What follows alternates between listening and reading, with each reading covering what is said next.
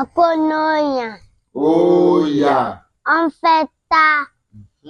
Ejakadeba. Obka atikukuli. Ejakadeba say. Atikukuli brami obona ya pepa mahanye zitiefie. Wosemendokpoke. Kama sendokpoke la fa wongande mamie.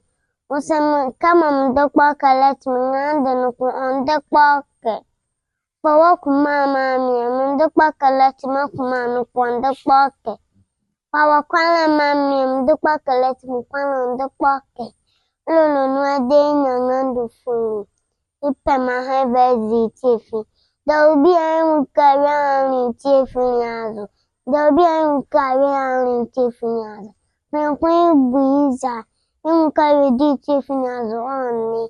If a boile, if I do synonyma locatukatu, if I have grown, say, a jacket the budget to medole, Momia. Jack to medole, Momia. Mamma, let us on your force, I phone from Prophet Angola.